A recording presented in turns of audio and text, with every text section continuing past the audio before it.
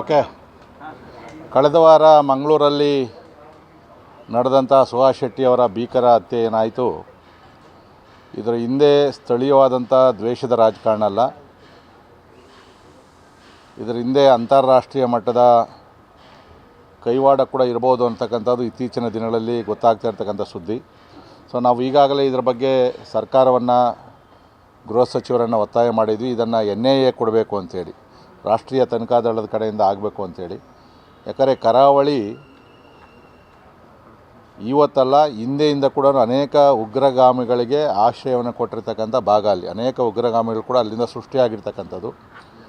ಈ ಹತ್ಯೆ ಕೇವಲ 5 ಲಕ್ಷ ರೂಪಾಯಿ ಸುಪಾರಿಯಲ್ಲ, ಇನ್ನೂ ಹೆಚ್ಚಿನ ಮೊತ್ತವನ್ನು ಕೊಟ್ಟು ಅಂತಾರಾಷ್ಟ್ರೀಯ ಮಟ್ಟದ ಕುತಂತ್ರ ಕೂಡ ಇದರಲ್ಲಿ ನಡೆದಿದೆ. ಮತ್ತು ಇದು ಇಲ್ಲಿಗೆ ನಡೆಯೋದಿಲ್ಲ, ಮುಂದೆ ಕೂಡ ಅನೇಕ ಕೊಲೆಗಳಾಗ್ತಕ್ಕಂಥ ಸಂಭವ ಇರೋದರಿಂದ ತಕ್ಷಣ ಇದನ್ನು ರಾಷ್ಟ್ರೀಯ ತನಿಖಾ ದಳಕ್ಕೆ ಕೊಡಬೇಕು ಅಂತಕ್ಕಂಥ ಒತ್ತಾಯವನ್ನು ಈಗಾಗಲೇ ಮಾಡಿದ್ವಿ. ಈಗಲೂ ಕೂಡ ಒತ್ತಾಯವನ್ನು ಮಾಡ್ತಾಯಿದ್ದೀವಿ.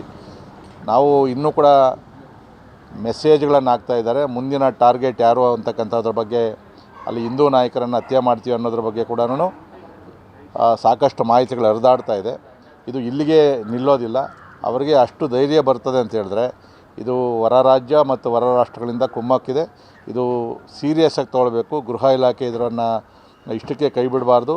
ಈಗ ಏನು ಅರೆಸ್ಟ್ ಮಾಡಿದ್ದಾರೆ ಅದನ್ನು ಸಂಪೂರ್ಣವಾದ ತನಿಖೆಯನ್ನು ಮಾಡಿ ಅಲ್ಲಿ ಇನ್ನು ಮುಂದೆ ಈ ಥರದ ಘಟನೆಗಳು ಆಗದ ರೀತಿಯಲ್ಲಿ ಕ್ರಮ ತಗೊಳ್ಬೇಕು ಅಂತಕ್ಕಂಥ ಒತ್ತಾಯವನ್ನು ನಾನು ಸರ್ಕಾರವನ್ನು ಮಾಡ್ತಾಯಿದ್ದೀನಿ. ಶಿವಾನಂದ ಪಾಟೀಲ್ ಮತ್ತು ಯತ್ನಾಳ್ ಅವರ ರಾಜೀನಾಮೆ ಸವಾಲು ಪ್ರತಿ ಸವಾಲು. ಶಿವಾನಂದ ಪಾಟೀಲ್ ರಾಜೀನಾಮೆ ಕೊಟ್ಟಾರೆ. ಇವರು ಸರ್, ಈಗ ಸವಾಲುಗಳು ಹಾಕಿದ್ದಾರೆ. ಶಿವಾನಂದ ಪಾಟೀಲರು ಕೂಡ ಹಿರಿಯ ರಾಜಕಾರಣಿಗಳು. ನಾವು ರಾಜಕಾರಣದಲ್ಲಿ ಆ ರಾಜಕೀಯ ಒಂದು ರಾಜೀನಾಮೆ ಪತ್ರದಲ್ಲಿ ಒಂದೇ ವರ್ಡಲ್ಲಿ ಕೊಡಬೇಕು, ನಾನು ನನ್ನ ಶಾಸಕ ಸ್ಥಾನಕ್ಕೆ ರಾಜೀನಾಮೆಯನ್ನು ಕೊಡ್ತಾಯಿದ್ದೀನಿ ಅಂತೇಳಿ. ಯಾವುದೇ ಅದರಲ್ಲಿ ಬೇರೆ ವಿಚಾರಗಳನ್ನು ಆಡಬಾರ್ದು. ಬಸವನಗೌಡ ಯತ್ನಾಳವ್ರು ಕೊಟ್ಟಾಗಿ ಅದು ಎಕ್ಸೆಪ್ಟ್ ಆದಮೇಲೆ ಮಾಡ್ರಿ ಅಂದರೆ ಅದು ಎಕ್ಸೆಪ್ಟ್ ಆಗಲ್ಲ ಅಂತೇಳಿ ಅವ್ರು ಗೊತ್ತಿದ್ದು ಮಾಡವ್ರೆ. ಸೊ ಇದು ನಾಟಕ, ಇದು ಮಾಡ್ತಾ ಇರ್ತಕ್ಕಂಥ ನಾಟಕ. ಈ ನಾಟಕ ಸಾಮಾನ್ಯ ಜನರಿಗೆ ಗೊತ್ತಾಗಿದೆ. ಇಬ್ಬರೂ ನಾಯಕರುಗಳು ಒಂದೇ ದಿನ ಹೋಗಿ ಅವ್ರ ಎದುರುಗಡೆನೇ ಪತ್ರವನ್ನು ಬರೆದು ಕೊಟ್ಟರೆ ಆಗ ನಾವು ಅವರನ್ನು ಒಪ್ಕೊತೀವಿ. ಸುಮ್ಮನೆ ಈ ಥರ ಪ್ರಚಾರಕ್ಕೋಸ್ಕರ ಮಾಡ್ತಕ್ಕಂಥದ್ದು ಇಬ್ರಿಗೂ ಕೂಡ ಅದು ಅಷ್ಟೊಂದು ತರವಲ್ಲ.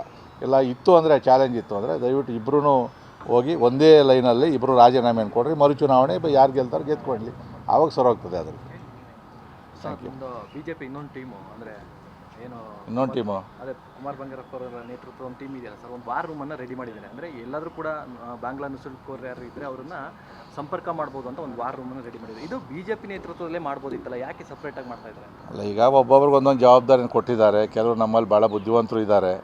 ಸೊ ಈಗ ನಾವು ಜನಾಕ್ರೋಶ ಸಭೆಗಳನ್ನು ಮಾಡ್ತಾಯಿದ್ದೀವಿ. ನಮ್ಮ ಭಾರತೀಯ ಜನತಾ ಪಾರ್ಟಿಯ ನಾಯಕರು ಇನ್ನೊಂದು ಟೀಮ್ ಮಾಡೋದ್ರಲ್ಲಿ ತಪ್ಪೇನಿಲ್ವಲ್ಲ.